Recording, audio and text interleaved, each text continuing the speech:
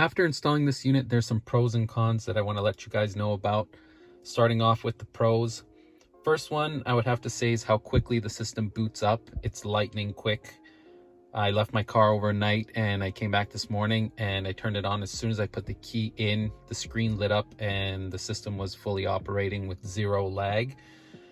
Just as a comparison, prior to this one, I did install an E90 unit that fit in the console that was created to fit. I had several issues with that unit. That's why I returned it, namely the screws that were screwing right here into where the head unit was supposed to be held secure. Those weren't long enough, so the screen would pop out from the top. It would only be held by 2 clips at the bottom.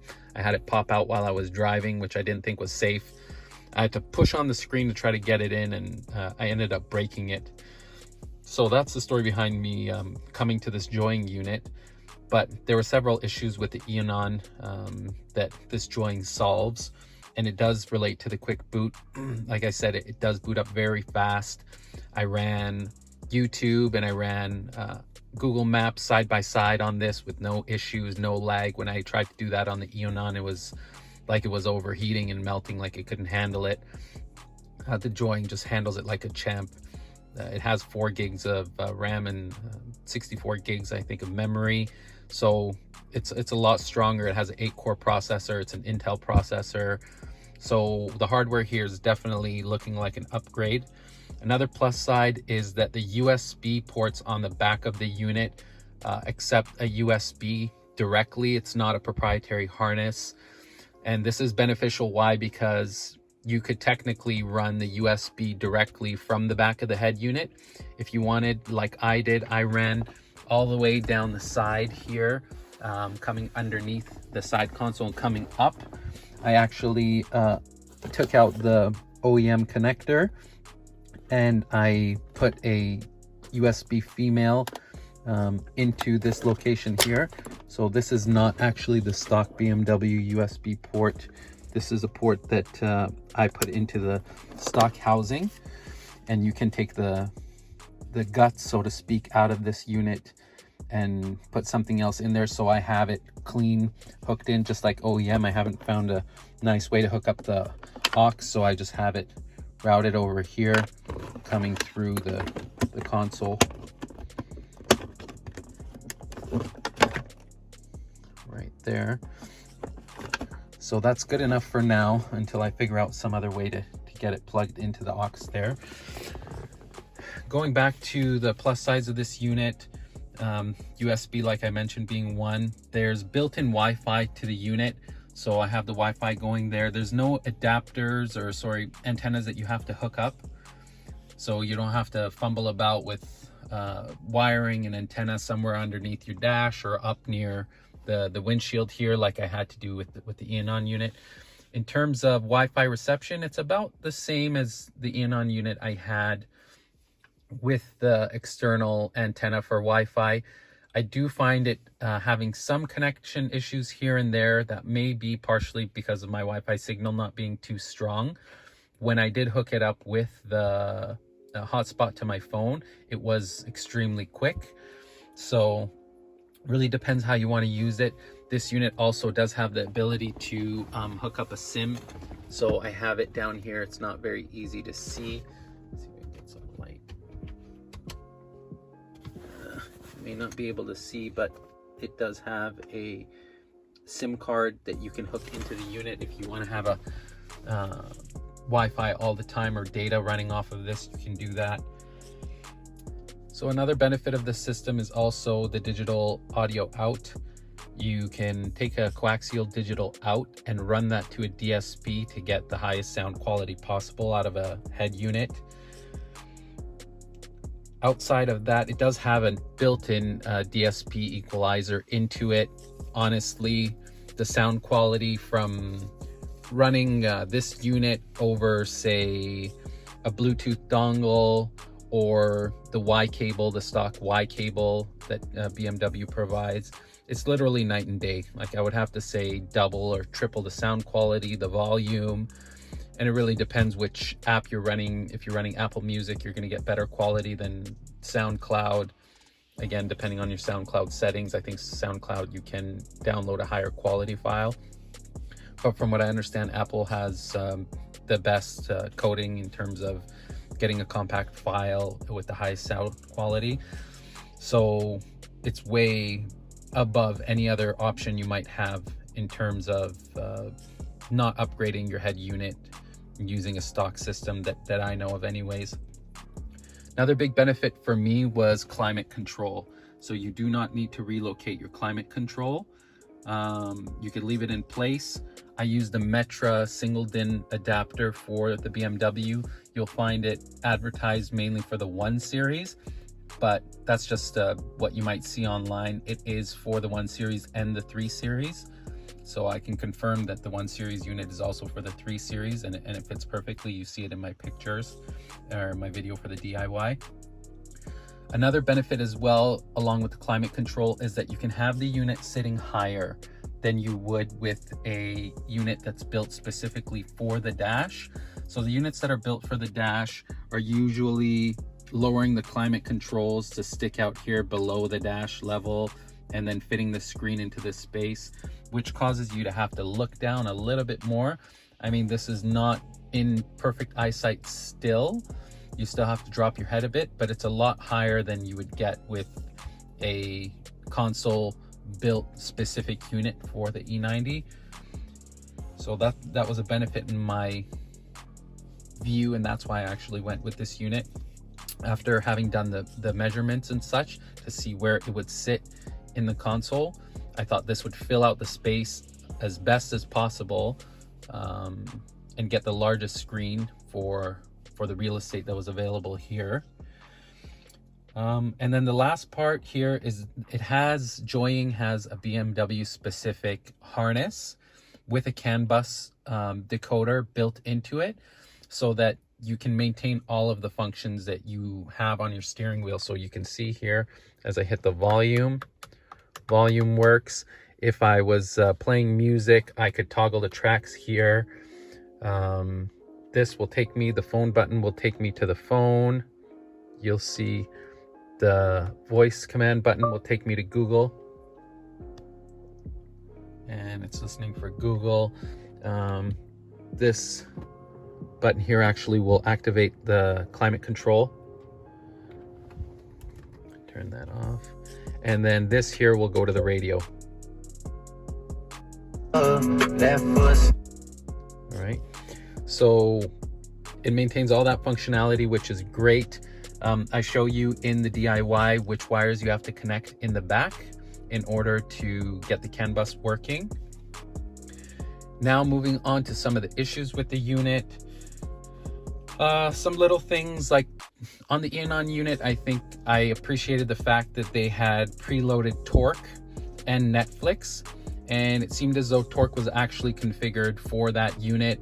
The dashboard that it had set up and the way that it was loaded was perfect. Netflix as well. You can't download Netflix via Google Play Store on this unit. It says the version is not compatible. So I was able to sideload Netflix onto here with an app I found online. So that did work out. The quality is not that great. It might be because of the size of the screen and the resolution settings. I'm not sure, but that was just something I think it would be a benefit to the user if they had those things preloaded on here, because they are some of the main draws for using Android units like these. Now, because of the way the E90 dash is, I can't show you here, but I can show you a little bit on the side. The dash is recessed where the head unit sits regularly.